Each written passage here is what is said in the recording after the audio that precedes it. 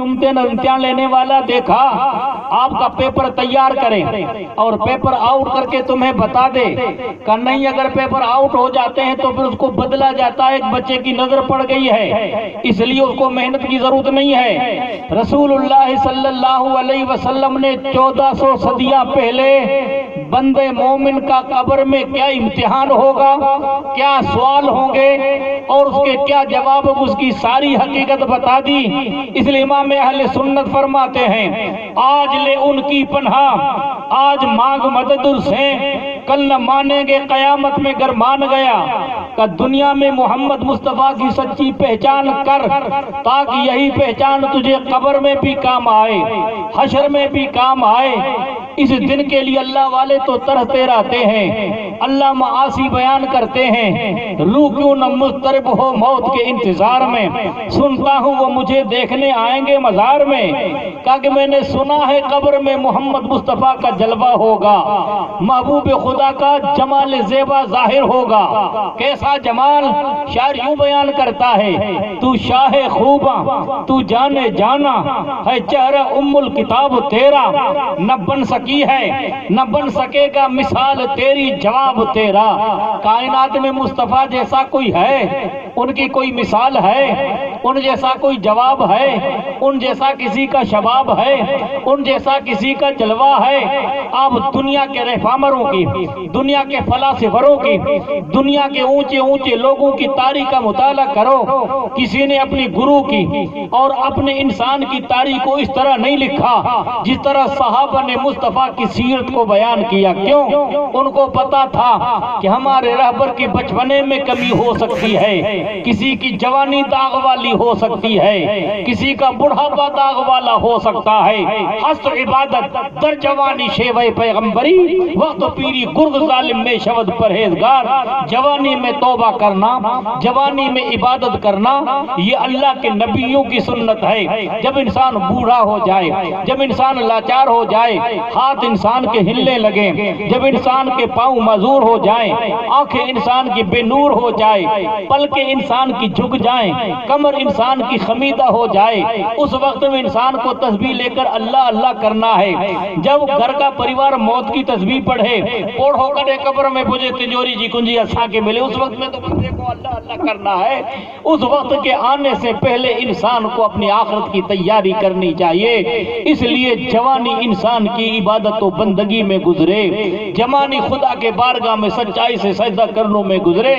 چوراہوں پہ برباد کرنا اسی کا نام جوانی نہیں ہے، اور غفلت کے اندر وقت کو برباد کرنا اس کا نام جوانی نہیں ہے۔ آدھی رات غلط تصویر موبائل میں دیکھنا اسی کا نام جوانی نہیں ہے۔ جوانی خدا کے بارگاہ میں سچائی سے بندہ جھکتا ہے تو وہ جوانی ہے۔ فاروق اعظم کا زمانہ ہے، انصار میں ایک نوجوان ہے، کرل نوجوانی ہے، 17-18 سال کی نوجوانی، اور اس کے چہرے پہ ابھی سنت مصطفیٰ کی بہاریں آ رہی ہیں۔ بازار میں چلتے ہیں تو خمیدہ گردن کر کے نظریں جھکا کر چلتے ہیں۔ کوئی شاعر یہ کہتا ہے وہ ہنسی ہیں جو فتنہ اٹھا کر چلے، تم ایسے ہنسیوں کو فتنہ مٹا کر چلے۔ کائنات میں حسین آتے ہیں تو فتنہ لے کر آتے ہیں، لیکن رب کی قسم آب جلال کائنات میں آیا تو سارے فتنوں کو مٹایا۔ ان کے آنے سے ہستی میں بہار آ جاتی ہے۔ رب کی قسم اندھیرے اجالے میں تبدیل ہو جاتے ہیں، نفرت محبت میں تبدیل ہو جاتی ہے، خون کے رشتے ایمان میں تبدیل ہو جاتے ہیں، آوان باطل کے اندر تہلکہ مچ جاتا ہے۔ یہ شور اٹھا کہ جہاں تاریخ تھا ظلمت کا دھاتا سخت کالا تھا، کوئی پردے سے کیا نکلا کہ گھر گھر میں اجالا تھا۔ وہ فاروق اعظم کے زمانے میں نوجوان ہر وقت میں مسجد میں پہلے آتا اور سب کے بعد میں مسجد سے نکلتا۔ اتفاق ایسا ہوا وہ نوجوان بیمار ہو گیا۔ جب بیمار ہوا نماز فجر کے وقت میں فاروق اعظم نے سلام پھیری، اس نوجوان کا چہرہ نظر نہ آیا۔ ارے اس وقت میں اگر کوئی انسان نظر نہ آتا، یا تو بیمار ہے، اتنی بیماری جو مسجد میں نہیں آ سکتا ہے، یا فوت ہو گیا ہے مسجد میں نہیں آ سکا، یا سفر میں چلا گیا ہے مسجد میں نہیں آ سکا۔ وہ ہماری طرح مسئلہ تو نہیں تھا نا، گھر میں بیٹھے رہے، اذان کی آواز آئے، مسجد میں آنے میں انسان کو تکلیف ہوتی ہے، سائیں تک ایڈیو سنایو سبنی کے جنتی بنایو، نہ نماز پڑھنے کی ضرورت، نہ روزہ رکھنے کی ضرورت، نہ حج کرنے کی ضرورت، نہ خدا کی راہ میں زکوٰۃ ادا کرنے کی ضرورت، نہ حلال و حرام کی تمیز کی ضرورت، دونوں ہاتھوں سے بھرنے کی کوشش کی، ایترو پرایو مال کھاتو سو کو گھرائی گوندی اچے، چبے چبے چبے ڈاڑھوں اسا جو ختم تھی جو کیوں سائیں ہاں دعا کر، جب میں کہتا ہوں یا اللہ میرا حال دیکھ، حکم ہوتا اپنا نام اعمال دیکھ، ہنسی آتی مجھ کو یوں حضرت انسان پر، قارے بدخود کرے لعنت بھیجے شیطان پر۔ فاروق اعظم نے دیکھا نوجوان مسجد میں نہیں، اس کے بوڑھے باپ سے پوچھا کہ تمہارا بیٹا مسجد میں نہیں، کہ سرکار کیا بتاؤں، میرا بیٹا 2 دن سے سخت بیمار ہے، اور اتنا بیمار ہو چکا ہے کہ وہ بستر سے اٹھ نہیں سکتا، اشاروں سے نماز پڑھتا ہے۔ کہ کیوں بیمار ہوا، کہ اس کی وجہ میں آپ کو تنہائی میں بتاؤں گا، کہ میں تمہارے بیٹے کی بیمار پرسی کرنے کے لیے آتا ہوں، کیونکہ مسلمان کی بیمار پرسی کرنا یہ خدا کے محبوب کی سنت ہے۔ فرماتے بیمار ہو جائے تو اس کی عیادت کرو، بیمار پرسی کرو، اور اگر وہ فوت ہو جائے تو اس کے جنازے میں شامل ہو جاؤ، اور فرماتے ہیں کہ دفن تک جو انسان جنازے میں شریک رہتا ہے اللہ اس کو 2 قیرات کے برابر ثواب عطا کرے گا۔ لوگوں نے کہا 2 قیرات کس کو کہتے ہیں؟ ابو ہریرہ فرماتے ہیں کہ مدینہ طیبہ میں احد پہاڑ ہے نا، 1 قیرات اس کی طرح ہے، جو اپنے مومن بھائی کے غسل میں شامل ہو، اس کو کفن پہنانے میں شامل ہو، نمازے میں جنازے میں شامل ہو، اور دفن کے بعد دعائے خیر کرنے تک شامل ہو۔ تو امام الانبیاء فرماتے اس نے مدینہ طیبہ میں احد پہاڑ کے برابر 2 اس نے ثواب کے پہاڑ پائے۔ سبحان اللہ سبحان اللہ۔ کرنا سائیں کچھ نہیں ہے، دعا کرو سارے مسئلے حل ہو جائیں گے۔ ارے دعا سے تقدیر تبدیل نہیں ہوتی ہے، ہاں اللہ والے ہاتھ اٹھاتے ہیں تو اللہ ان کی دعا سے انسان کی مصیبتوں کو ٹال دیتا ہے۔ اس لیے تو علامہ اقبال فرماتے ہیں نہیں ہے تیرا نشیمن قصر سلطانی کے گنبد پر، تو شاہی ہے تیرا تو شاہی ہے تیرا ٹھکانہ ہے پہاڑوں کی چٹانوں پر۔ کہا کہ تیری منزل یہ نہیں ہے، تو جھاڑو لے کر نہیں آیا تھا، تو تخت و تاج کا مالک تھا، جو جھاڑو لے کر آیا وہ تخت و تاج کا مالک ہے۔ مسلمان جھاڑو لے کر نہیں آیا تھا، وہ تخت و تاج کا مالک بن گیا تھا۔ اور آج حال کیا ہے، اس لیے تو میں ہمیشہ اس بات کو عرض کرتا ہوں، ایک ہنگامہ معاشر ہو تو بولوں، سینکڑوں باتوں رہ کے دل میں خیال آتا ہے، جب انسان اپنا مقام چھوڑتی ہے تو اس کا اپنا مقام کھو دیتی ہے۔ تیرا مقام یہ نہیں تھا۔ پھر آگے یوں فرماتے ہیں عقابی روح بیدار ہوتی ہے جب نوجوانوں میں نظر آتی ان کو منزل اپنے آسمانوں میں۔ عقاب کہتے ہیں باز کو، کہ باز کی پرواز اتنی بلند ہوتی ہے، وہ باد مخالف کی طرح اڑتا ہے، پہلی مرتبہ جھکتا ہے، پھر جھکتا ہے، اور پھر اتنا تیز چلتا ہے کہ باد مخالف کو پار کر کے اوپر چلا جاتا ہے۔ کہ تو عقابی روح کو اپنے اندر بیدار تو کر، سمت مخالف کا مقابلہ تو کر، رب کی راہ میں سچائی تے جھک تو صحیح۔ کہ مسجدیں سلامت ہیں، آج خانقاہیں سلامت ہیں، مدرسے سلامت ہیں، لیکن فرماتے رہ گئی رسم ازا روح بلالی نہ رہی، فلسفہ رہ گیا تلقین غزالی نہ رہی۔ کہا کہ غزالی والی تلقین باقی نہیں ہے، اذان بلالی باقی نہ رہی، بلال ہے لیکن بلال والی تڑپ ختم ہو چکی ہے۔ اس لیے کوئی شاعر کہتا ہے الہی، کوئی شاعر یہ بتا خدایا تڑپنے بھڑکنے کی توفیق دے، دل مرتضی سوز صدیق دے، یا رب دل مسلم کو وہ زندہ تمنا دے، جو قلب کو گرما دے روح کو تڑپا دے۔ نماز فجر دوسرے دن پڑھ کر فاروق اعظم نے کہا چلو میں تمہارے بیٹے کی بیمار پرسی کرتا ہوں۔ عرض کرتا ہے سرکار رات کو میرا بیٹا فوت ہو چکا، اندھیری رات تھی، ہم نے آپ کو پریشان نہ کیا، اور رات ہی کو ہم نے جنت البقیع میں دفن کر دیا۔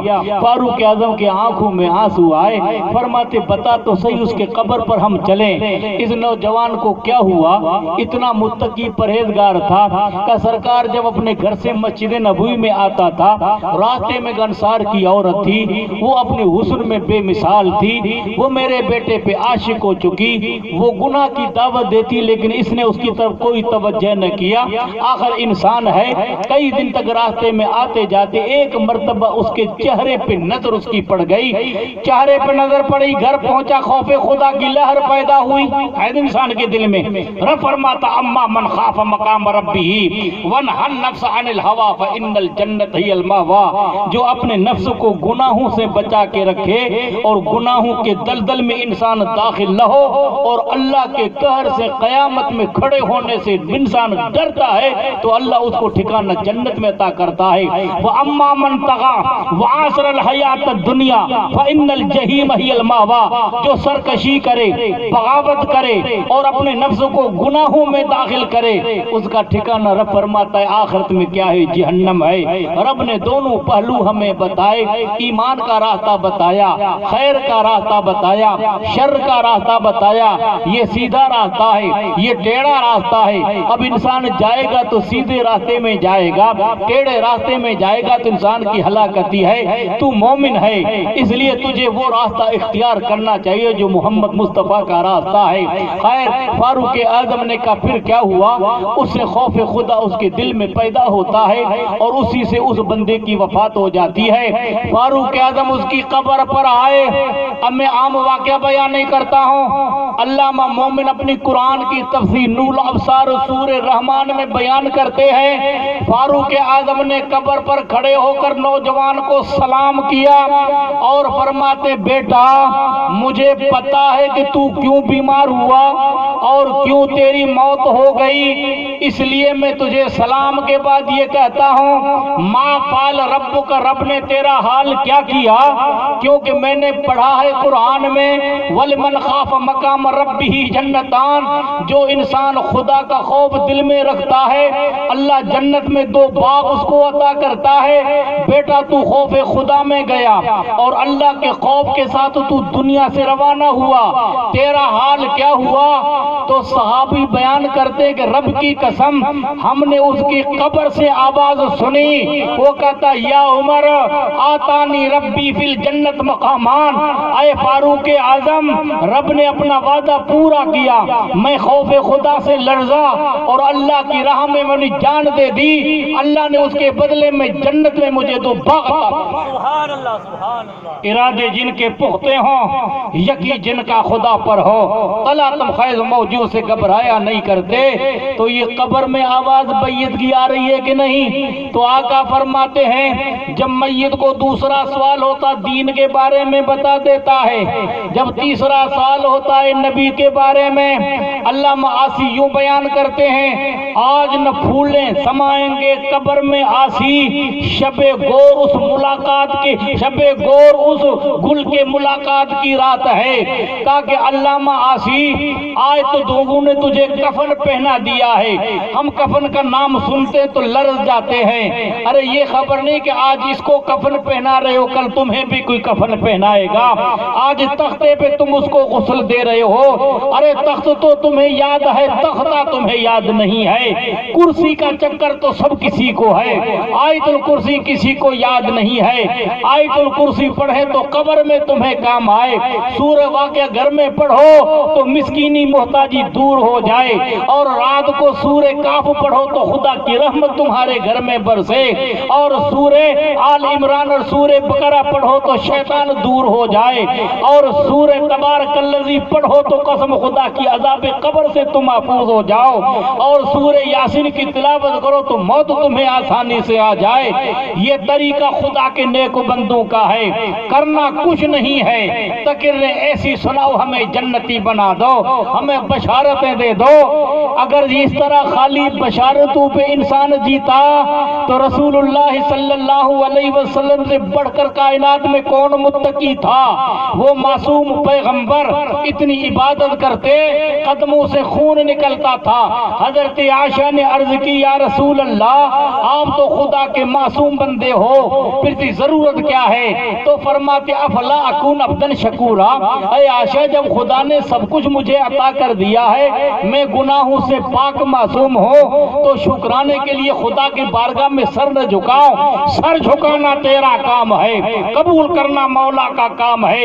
یہ زندگی کے 4 دن مولا نے عطا کیے ہیں، پوکھا اتھی پوک جاسی وٹولار جی ویندی وٹولار جی سکی تھیندے سوک جت لڑدا لوگ سکندے ہکڑے سنگلا، کہ جب قدرت نے تجھے یہ زندگی عطا فرمائی ہے، یہ زندگی نیکی کے لیے ہے، یہ زندگی آخرت میں ذخیرہ کرنے کے لیے ہے، تو قبر کے اندر بندہ مومن سویا ہے۔ آسی فرماتے ہیں کہ آج تو مصطفیٰ مصطفیٰ قبر میں آئیں گے، یہ میری قبر کی رات نہیں بلکہ یہ میرے قسم خدا کی عید کی رات ہے، کیونکہ قبر میں جلوہ پاک مصطفیٰ مجھے نصیب ہوگا۔ ندا دینے والا اللہ کی طرف سے ندا دیتا ہے، نادا مناد من السما، ندا دینے والا ندا دیتا صدق عبدی، میرا بندہ سچ کہتا ہے، جنتی لباس پہنا دو، جنتی دروازہ کھول دو، اور حد نگاہ تو اس کی قبر کو تم کیا کر دو، وہ سادہ ورسی کر دو۔ اب وہ قبر میں سویا ہے، قسم خدا کی جنت کی بہاریں آ رہی ہیں۔ پوچھا جاتا اس کے بارے میں تو کیا کہتا تھا؟ وہ کہتا ہوا محمد رسولنا جانا بالہدی بالبینات آمنا واتبعنا صدقنا، وہ ہمارے رسول حضرت محمد مصطفیٰ ہیں جس نے ہمیں ہدایت کا پیغام دیا، ان کی باتوں کو ہم نے مانا، یہ حال ملا۔ اب وہ قبر قیامت کے صبح تک بقع نور بن جاتی ہے۔ اب کہنے والا یہ کہتا ہے، اس کو سلایا جاتا ہے قبر کے اندر، سو جا جس طرح دولہا سوتا ہے، سو جا اس طرح دلہن سو جاتی ہے۔ میں اہل علم سے اور سادات سے بڑی محبتوں اور ادب سے عرض کرتا ہوں کہ پہلی رات کی دلہن یا پہلے رات کا دولہا بستر پہ دراز اس کو نیند نہیں آتی ہے، کیونکہ اللہ نے جائز مقصد اس کا پورا کیا ہے، اپنے محبوب کی ملاقات کو اس کی آنکھیں کھلی رہتی ہے۔ آج قبر میں مصطفیٰ کا جلوہ نصیب ہو چکا ہے۔ امام الانبیاء فرماتے وہ عام میت نہیں ہے بل یہ دولہے یا دلہن کی طرح سوتا ہے، اس کی پشت زمین پہ لگی رہتی ہے، آنکھیں فراق مصطفیٰ میں کھلی رہتی ہے۔ عرض کرتا ہے مولا قیامت کب قائم ہوگی، ہجر و فراق کی منزلیں کب یہ پوری ہوں گی؟ کہ زمانے آپ کے لیے گزرتے ہیں، زمانے ہمارے لیے گزرتے ہیں۔ بندہ مومن کو قبر میں رکھا، اللہ اس گھڑی کو اتنا آسان کر دے گا، ابھی اس کی قبر پہ پشت لگی ہوئی ہے، آنکھیں کھلی ہیں، میدان محشر سے شور اٹھے گا کہ مصطفیٰ آ رہی ہے۔ اب وہ اٹھے گا، محبوب خدا کو کس حال میں دیکھا؟ کوئی شاعر یوں بیان کرتا ہے، کرم کی گھٹا آسیوں پر ہے چھائی، کون آیا محشر میں زلفیں بکھیرے؟ محبوب خدا کا دوشالہ کندھوں پر ہوگا اور اپنے زلف خدا کی بارگاہ میں کھلے ہوں گے۔ کرم کی گھٹا آسیوں پر ہے چھائی، کہا کہ آسیوں یہ محبوب خدا کے زلف نہیں بلکہ رحمت کے بادل ہیں۔ امام الانبیاء تاجدار مدینہ صلی اللہ علیہ وسلم فرماتے ہیں کہ اس کے لیے تلقین کے لیے الفاظ پیش کرو۔ تلقین کیوں کی جاتی ہے؟ محبوب خدا سرور کائنات صلی اللہ اپنی پھوپھی حضرت صفیہ کو سپرد خاک کرتے ہیں جنت البقیع میں، 4 قدم چل کے حضور فرماتے قولی قولی انہو رسول اللہ، کہتے کہتے یہ اللہ کا رسول ہے۔ صحابہ نے پوچھا سرکار بات سمجھ میں نہیں آئی؟ کا پہلا سوال ہوا رب کی وحدانیت کے بارے میں میری پھوپھی نے بتا دیا، دوسرا سوال ہوا دین کے بارے میں بتا دیا، تیسرا سوال میری رسالت کے بارے میں ہوا۔ پھوپھی نے مجھے دیکھا اور میں نے کہا کہتے کہتے یہ خدا کا رسول ہے۔ اب اذان میں ہم کیا کہتے ہیں؟ اشہد ان محمد رسول اللہ کہتے ہیں کہ نہیں؟ تو تلقین کے لیے اذان دی جاتی ہے کہ نہیں؟ میت پہ تلقین کے اذان اس لیے دی جاتی ہے کہ رسول اللہ فرماتے ہیں کہ اس وقت میں قبر میں بھی شیطان آئے گا، اشارہ ہوگا مر رب کا، تو ادھر کھڑا ہوگا، یوں میت کو دفن کیا جاتا ہے، ادھر اس کا سر ہے اور اس کے منہ کو اس طرح پھیرتے ہیں کہ مدینہ بھی ادھر کعبہ بھی ادھر، اس طرح محمد مصطفیٰ ہوں گے، ادھر شیطان ہوگا۔ جب مر رب کا کہا جائے گا تو اشارہ اپنی طرف کرے گا، اس وقت میں رسول اللہ فرماتے ہیں تلقین کرو تاکہ اس کے اذان کان میں پہنچے، اذان سننے سے اس کو کلمہ یاد آئے اور شیطان اذان سن کر بھاگ جائے، اس لیے اذان وقت پہ دی جاتی ہے۔ رسول اللہ صلی اللہ علیہ وسلم پہنچے مدینہ طیبہ، صحابہ نے کہا یا رسول اللہ صلی اللہ علیہ وسلم لوگوں کو جمع کرنے کے لیے کیا کریں، لوگوں کی بھیڑ کیسے جمع ہو جائے؟ آقا دو جہاں صلی اللہ علیہ وسلم خاموش، ایک صحابی نے کہا آگ روشن کرو بلندی پر، رسول نے فرمایا یہ مجوسیوں کا طریقہ ہمارا طریقہ نہیں ہے۔ ایک صحابی نے یہ کہا یا رسول اللہ اس وقت میں نکارہ بجاؤ، آپ فرماتے یہ ہے یہود کا طریقہ ہے۔ ایک نے کہا کہ اس وقت میں سینگ بجاؤ کا یہ یہود کا طریقہ ہے۔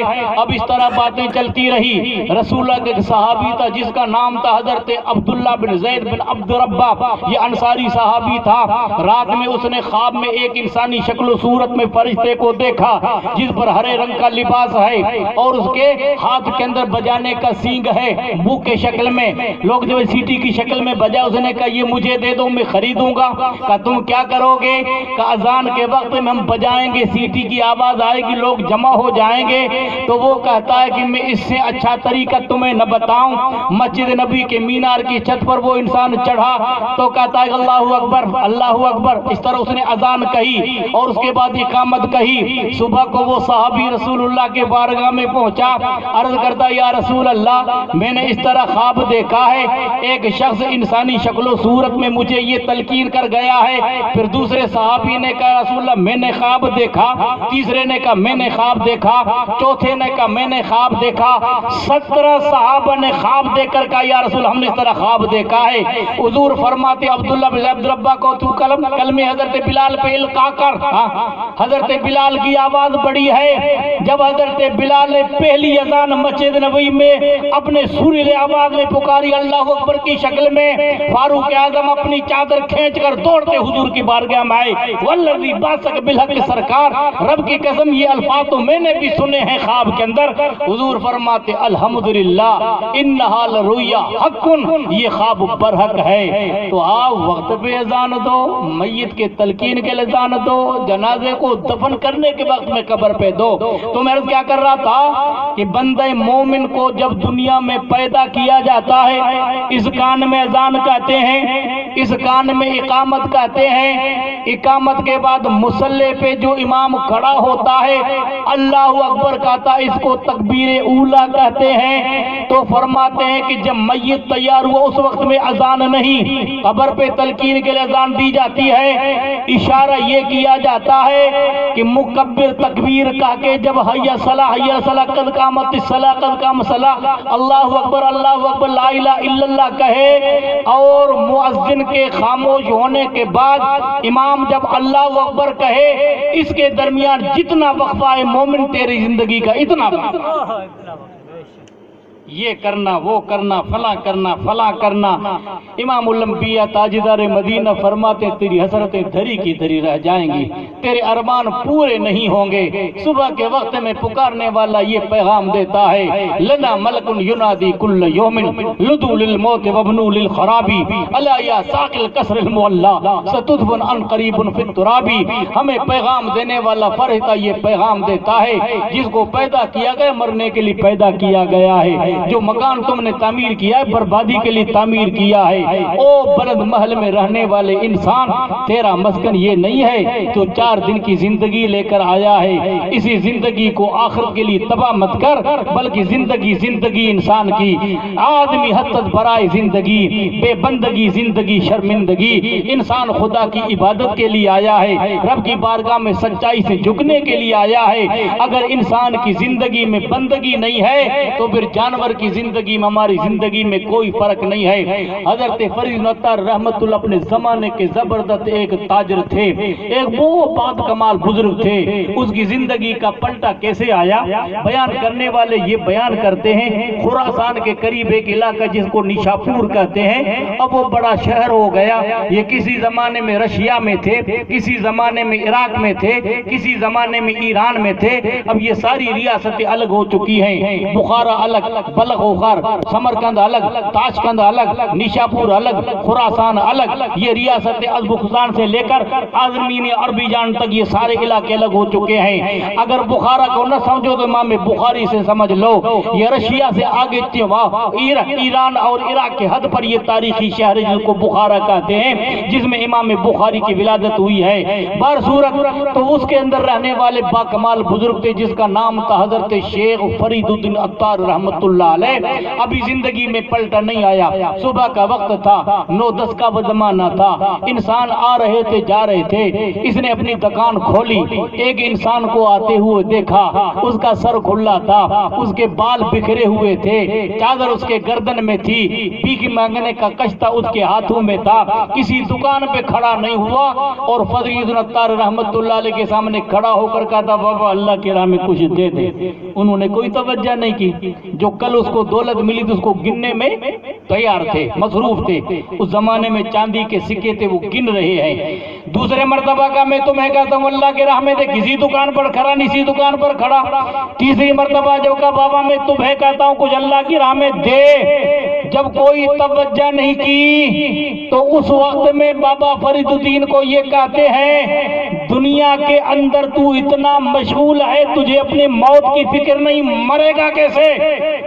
اب انہوں نے نظر اٹھائی کا فقیر مجھے کہتا ہے مرے گا کیسے، جیسے تو مرے گا میں مر جاؤں گا۔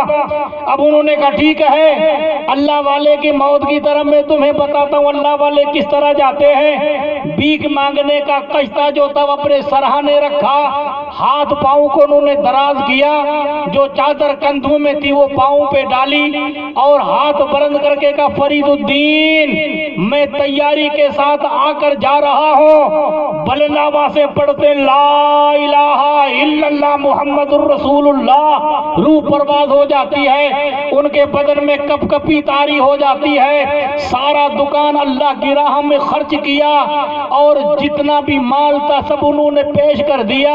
فقیری زندگی گزارتے ہیں اور اپنے زمانے کے نامور علماء سے ہو جاتے ہیں۔ پھر انہوں نے کتاب لکھی جس کا نام تذکرۃ الاولیاء ہے، 500 اللہ کے نیک بندوں کا ذکر ہے، اور دینی مدارس کے اندر کتاب پڑھائی جاتی پندنامہ کی شکل میں، حمد بے حد مر خدائے پاک را آنکھ ایمان داد مشت خاک را۔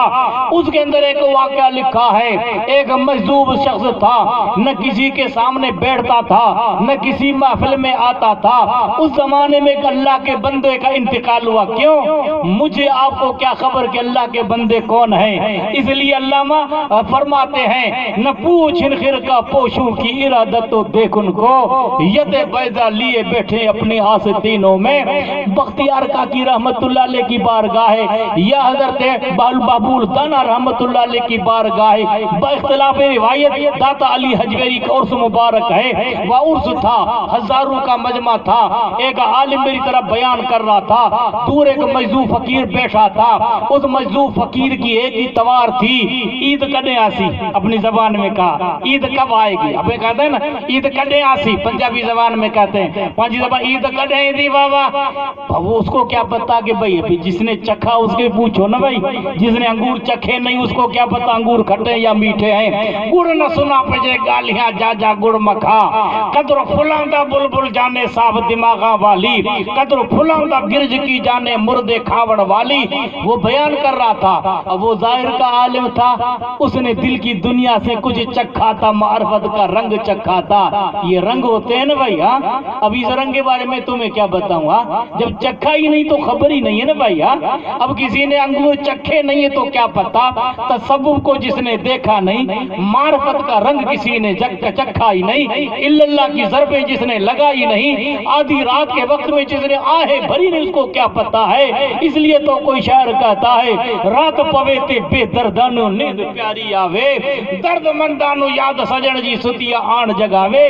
آدھی رات کا وقت ہوتا ہے، پچھلا پہر ہوتا ہے، بے درد مزے سے سو جاتے ہیں، جن کے دل میں درد ہوتا ہے، جن کی راتیں خدا کے لیے بسر ہوتی ہیں، جن کی آہیں خدا کے لیے وقف ہوتی ہیں، جس کا دل خدا کے ذکر کے لیے ذاکر ہوتا ہے۔ پوچھو اہل اللہ سے، پوچھو دادا مرشد سے، شاہ علی اکبر رحمت اللہ علیہ کی بارگاہ میں پوچھو، جس کے بارے میں کوئی شاعر یوں بیان کرتا ہے آگ لونی کریلا زینت فزودو، شاہ علی اکبر شہیر خلق بودو، کہ لونے سے لونی شریف کیوں ہوا؟ ایک مرد کامل کی آمد ہوئی جس کی وجہ سے لونی شریف بن گیا۔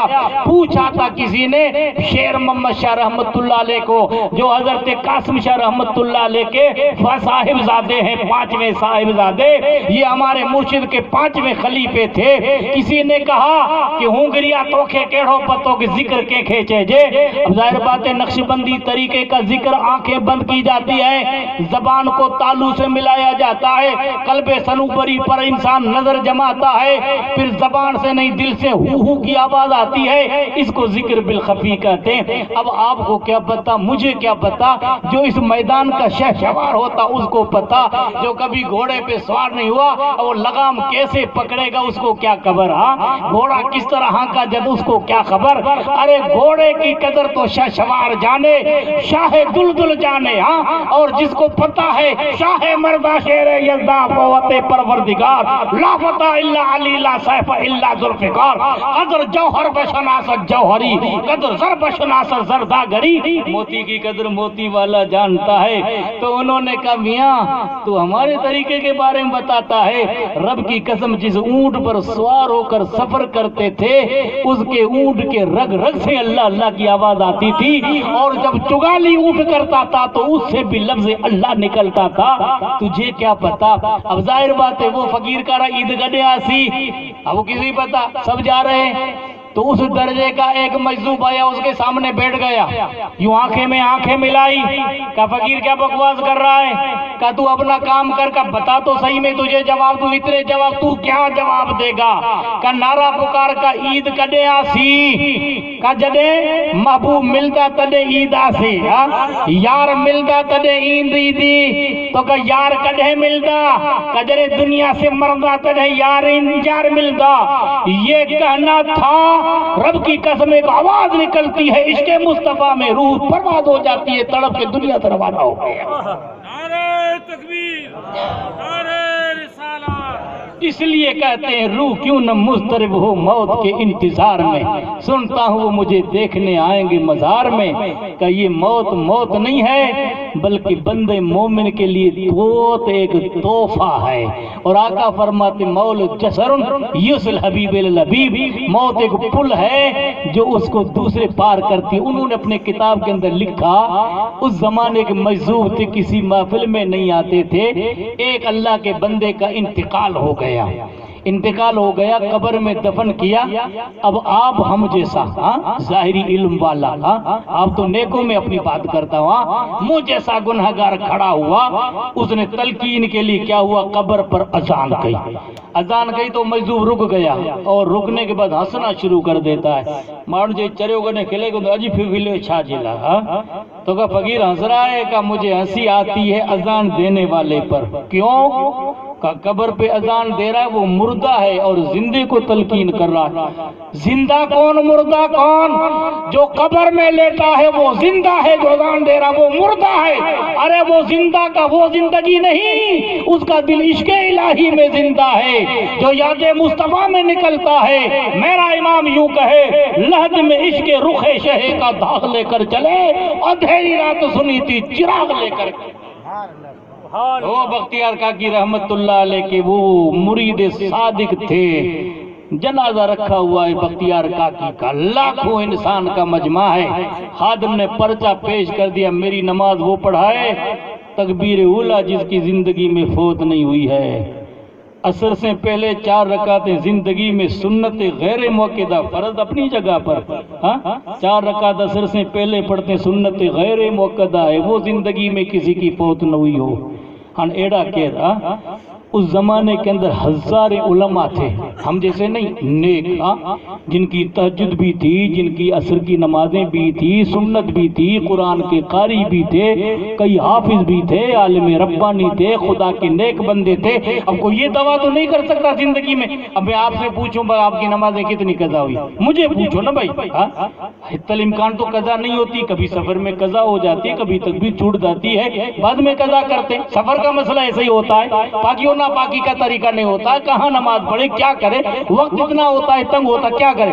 لیکن حضرت بختیار کاکی نے کہا کہ پہلی شرط زندگی میں جس کی تکبیر اولا فوت نہ ہو زندگی میں جس کی تہجد فوت نہ ہو. ہماری تو فرض نماز کا ٹھکانہ نہیں فجر پڑھی سائیں کوشش کریاں تو اکھ کھلے کون دی بازار میں تو آنکھ کھل رہی ہے نوٹ حاصل کرنے کے لیے حلال و حرام کی تو تمیز نہیں بریا سنکنی ہے تنسا جیب سائیں دعا کر یہاں تک تو حرام مال کھایا ہوا ہے کروڑوں روپے کما کر حرام کا مکان بنا ہذا من فضل ربی میرے رب کا فضل ہے. یہ فضل ہے کیا؟ یہ کروڑوں روپے میں سے 10,000 اگر کسی مسکین کو دیتا تو کسی محتاج کو دیتا تو جب تک تو زندہ رہے تب تجھے ثواب ملتے اور قیامت کی صبح تک اس کی دعائیں تیرے ساتھ. یہ نہیں کرنا ہے سائیں دعا کران سائیں چاہ کرے یار دعا کے لیے اسباب ہوتے ہیں نا کچھ پر صورت. چوتھی شرط کیا تھی؟ جس کی نماز زندگی میں جس کی نظر کسی غیر محرم عورت پہ نہ پڑے. کون نماز پڑھا ہے؟ آخر دیکھ 2 گھنٹے کے بعد ایک چہرے پہ نقاب ڈالے ایک شخص آیا، جب جنازے کی تیاری کی لوگوں نے پکڑا کہ تو کون ہے، پہلے اپنا تعارف تو کرا پھر نماز پڑھا، ہم پہچانے تو صحیح تو کون ہے۔ چہرے سے پردہ ہٹانا تھا۔ حضرت شمس الدین التمش، ہندوستان کا بادشاہ، بختیار کاکی کا مرید، آنکھوں میں آنسو ہے کب ساس، رازم ظاہر میں شبد افسوس، آج میرا راز ظاہر ہوتا ہے۔ کیوں؟ اگر میں یہ پڑھوں اور نماز نہ پڑھاؤں تو کل قیامت میں تیرا دامن پکڑ کے کہیں گے میرے مرید صادق تجھ میں یہ باتیں تھی تو نے نماز کیوں نہ پڑھائی؟ ہماری عصریں چلی جاتی ہیں، احساس ہے، جمعے چلے جاتے ہیں، احساس ہے، رمضان کی تراویح چلی جاتی ہے، احساس ہے، رمضان میں جمعے ہمارے قضا ہو جاتے ہیں، ہمیں احساس ہے۔ رسول اللہ فرماتے من فاتت ہو صلاۃ العصر کانما اوتر اہلو و مالو، زندگی میں اگر کسی کی ایک نماز عصر فوت ہو جائے اس کا اہل مال سب تباہ و برباد ہو گیا۔ ایک عصر قضا ہوتی ہے تو حال یہ ہے، کتنی عصریں چلی جاتی پتہ نہیں، کتنی نمازیں فوت ہو جاتی پتہ نہیں۔ ہم مال فوت نہیں ہونا چاہیے، دندہ فوت نہیں ہونا چاہیے، آخرت کی تجارت کی بندے کو فکر کرنی چاہیے کہ نہیں؟ آپ نے نماز پڑھانے سے پہلے آنسو بہا کر کہا الحمدللہ ہندوستان کا یہ بادشاہ کسی کی دعاؤں سے مجھے بادشاہی ملی ہے۔ اس فقیر مجذوب نے مجھے یہ کہا تھا جب وقت آئے تو کسی محتاج کو تو پاک مت پھیرنا۔ رب کی قسم زندگی میں میری نماز تہجد قضا نہیں ہوئی ہے، زندگی میں نماز عصر سے پہلے 4 رکعت سنت غیر موقعہ کبھی قضا نہیں ہوئی ہے، زندگی میں کبھی تکبیر اولا فوت نہیں ہوئی ہے، اور حتی الامکان میری نظر کسی غیر محرم عورت پہ نہیں پڑی ہے۔ وہ چلتے ہیں تو سر جھکا کر چلتے ہیں، یہ اللہ کے بندوں کا طریقہ ہے۔ حسن والے آتے ہیں فتنہ اٹھا کر چلتے ہیں، محبوب مصطفیٰ کے جو غلام قسم خدا کی سر جھکا کر فتنے مٹا کر چلتے ہیں۔ وہ تمہارے سندھ کا فاتح 18 سال کی مدت میں محمد بن قاسم کی شکل میں جب فتح کرنے کے لیے آیا تھا تب یہ ہندوستان پاکستان کا چکر نہیں تھا، شری لنکا سے لگا افغانستان تک، تبت اور چین تک، رشیا تک، یہ سارا ہندوستان تھا غیر منقسم۔ اس زمانے میں فاتح بن کر جب آیا تھا 12,000 کی فوج دمشق سے چلا، حجہ یوسف سقفی کا سگا بھتیجا تھا، مرد مجاہد تھا، اڑتی ہوئی جوانی تھی، 2 سال کے اندر 1,20,000 کی راجہ طاہر کی فوج کو جب تہو ناش کیا اور وہ ذلت کے ساتھ مارا جاتا ہے۔ ایک مسلم بچی کی پکار پر جو اس کے ذیل کے اندر بند تھی، وہ ایک کاغذ پہ خط لے کر ایک شخص کو پیش کر دی، اس کا نام زبیر تھا، وہ سمندر کو پار کر چلا۔ اس زمانے کے اندر یوسف حجہ یوسف سقفی ظلم کا دل دادا تھا، اور جس نے لاکھ مسلمانوں کو ناحق قتل کیا تھا، اس ظالم کی آنکھوں میں کبھی آنسو نہیں آئے۔ اس نے درد بھری کہانی ایک بچی کی پیش کی۔ میں اور آگے باتیں نہیں کرتا ہوں وفاداروں، میں کیا بیان کروں، دل کے پھپھولے جل اس سے جینے کے تاب سے، اس گھر کو آگ لگی گھر کے چراغ میں، ایک ہنگامے معاشر و تو بالوں سینکڑوں باتوں کا رہ کے دل میں خیال آتا ہے، کتنی بچوں کی عصمتیں برباد ہوتی، کتنی بیوہ ہوتی، کتنے یتیم ہوتے ہیں، ان کی آہیں خدا کی بارگاہ میں قبول ہوتی ہیں، لیکن ہاتھ اٹھا کر ہم دعا تو کریں گے نہیں، پھر شکوہ کریں کہ زمانہ سائیں خراب اچھی چکوا، زمانہ نہیں ہم خود خراب ہو چکے۔ رب قرآن میں فرما ان اللہ یغیر بقوم حتی یغیروا ما بانفسہم، ارے تم اپنی قول کو تبدیل تو کرو۔ وہ تمہارا غازی اس ظالم کی آنکھوں میں آنسو آئے، 12,000 کی فوج دے کر روانگی، مرد مجاہد چلا 18 سال کی مدت میں، 2 سال کے اندر مغرور بادشاہ کا خاتمہ ہوا اور کراچی کے قلعے کو فتح کی۔ اس زمانے کے اندر بڑے بڑے پوپ تھے، بڑے بڑے پادری تھے، وہ آئے تو کرسی پہ بیٹھا تھا، 90 سال کا بوڑھا آیا تو کھڑے ہو گئے، جب کھڑے ہو گئے تو اس نے کہا بیٹا میں تجھ سے سوال کرتا ہوں۔ کہ سوال کیا ہے؟ کہ تو نے ملک جیتا ہے، تیرے چہرے پر نور ہے، اڑتی ہوئی تیری جوانی ہے، میں آیا حق تیرا تھا کرسی پر، مجھے دے کر تو کرسی سے کھڑا ہو گیا، کہ یہ میرے اسلام کا فلسفہ ہے، یہ میرے نبی کا پیغام ہے، تم میں سے جو بوڑھا ہو جائے سفید بالوں والا، اس میں رسول نے قید نہیں لگائی کہ کون ہے سفید بالوں والا، اپنا ہو یا دوسرا ہو، جب وہ بڑے بزرگ آئے تو اس کے لیے تم کھڑے ہو جاؤ، اس لیے میں نے کرسی تمہارے لیے پیش کی کہ نہیں بیٹا میں بیٹھوں گا نہیں، تو کہا میں بھی بیٹھوں گا نہیں، میں کھڑے کھڑے تمہارے سوال سنوں گا۔ کہ تو نے ملک فتح کیا ہے، جو ملک فتح کرتا ہے وہ تلوار لہرا کر چلتا، تم نے تلوار میان میں ڈال دی۔ کہا یہ میرے اسلام کا فلسفہ ہے، میرے قرآن کا پیغام ہے۔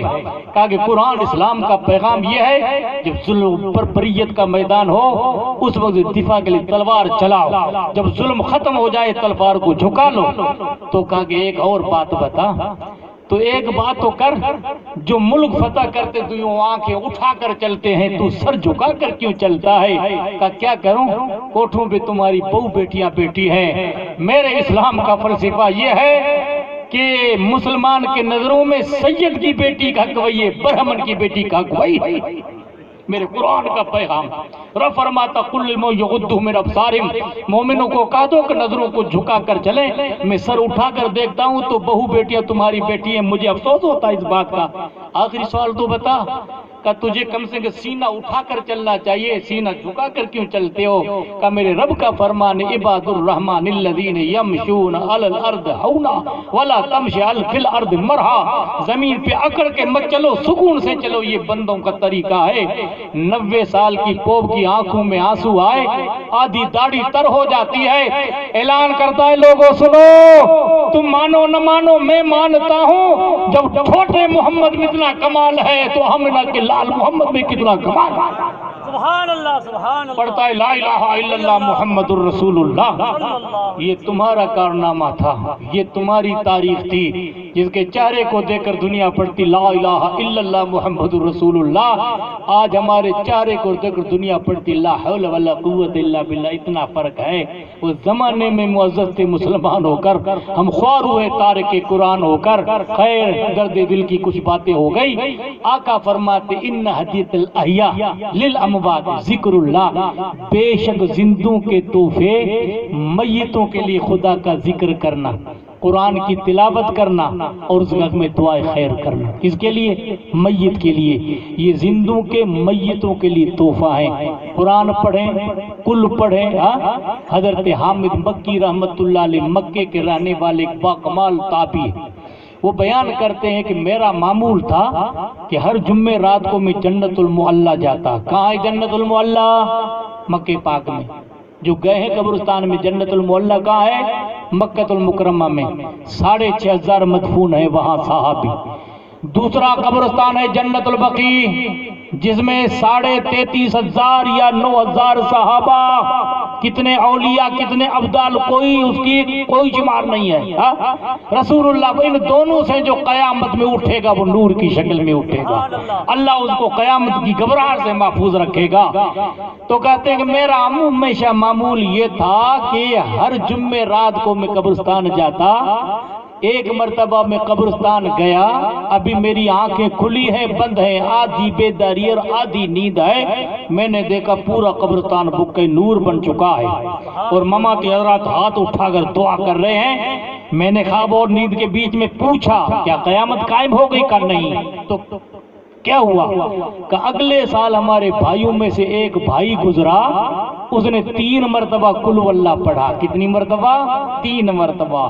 اول آخر اس نے 3 مرتبہ درود شریف پڑھا، اور اس نے ہمیں بخشا۔ اللہ نے اتنا ثواب عطا فرمایا ہے، 12 مہینے ہو چکے ہیں، ثواب تقسیم ہوتے ہوتے پورا نہیں ہوا، یہ حال ہمارا ہے۔ سبحان اللہ سبحان اللہ۔ تو امام الانبیاء تاجدار مدینہ کے فرمان پہ قربان جائیں۔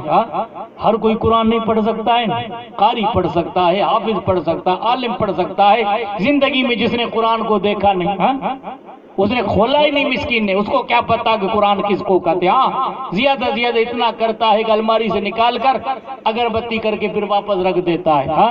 اس کو دیکھ کر چوم کے واپس، ٹھیک ہے چومنا بھی ایک اچھی بات ہے، لیکن کچھ تو پڑھو تو صحیح، خالی چوم لیکن یہ تو قرآن تو نہیں رکھا ہے۔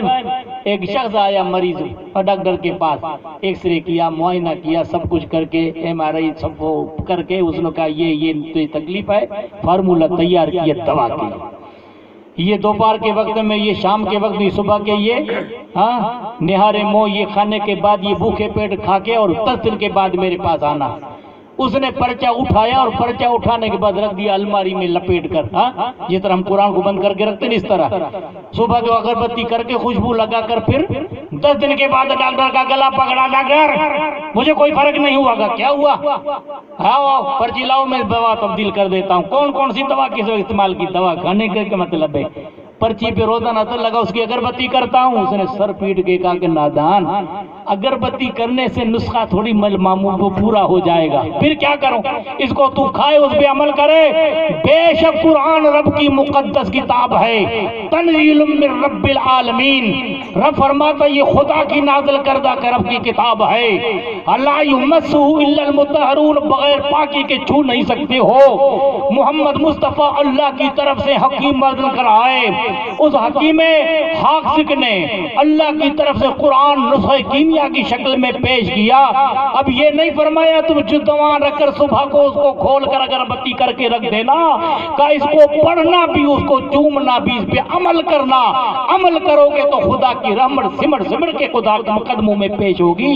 تو قرآن چومنے کے لیے نہیں ہے، محبت سے چومنا بھی عبادت ہے، عمل کرنا مصطفیٰ کی سنت ہے. سبحان اللہ. بے شک تو کچھ تو عمل کرو. تو ہر کوئی قرآن نہیں پڑھ سکتا، اس لیے امام الانبیاء تاجدار مدینہ نے ہمیں یہ نسخہ بتایا کہ قل واللہ تو اور کوئی پڑھ سکتا ہے بھائی.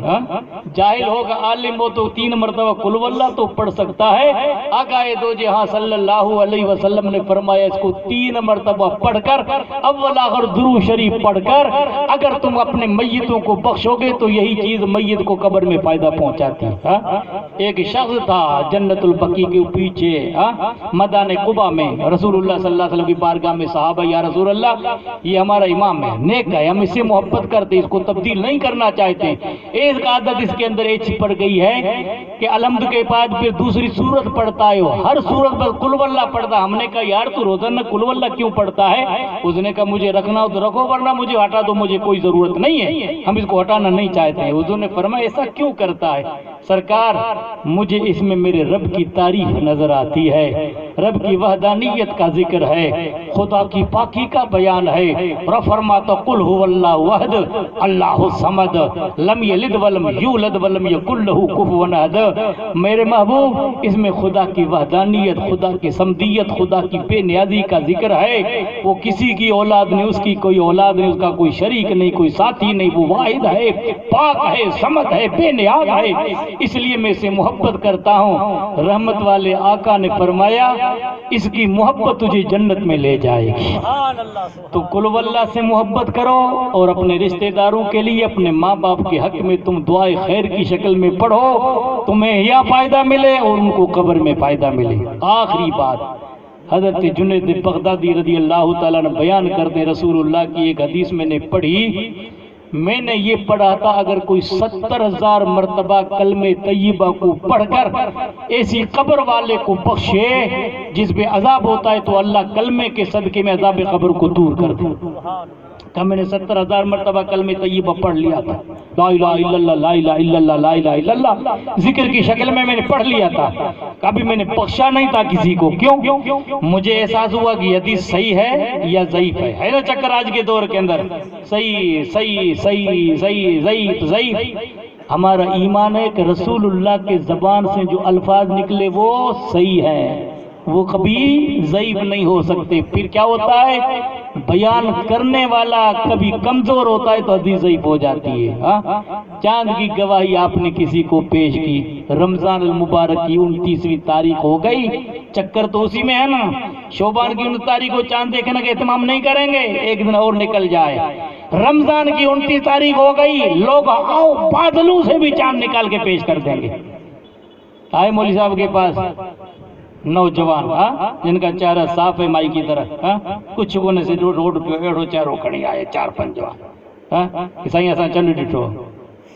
خود نے کہا فون کیا مدرسوں پہ مفتیوں پہ فون کیا کہ سائیں 4 ماڑوں چند ڈٹھو، چہرہ صاف انہوں نے جہاں لسو چہروں مائی جڑو ہے نا، معاف کرنا مجھے.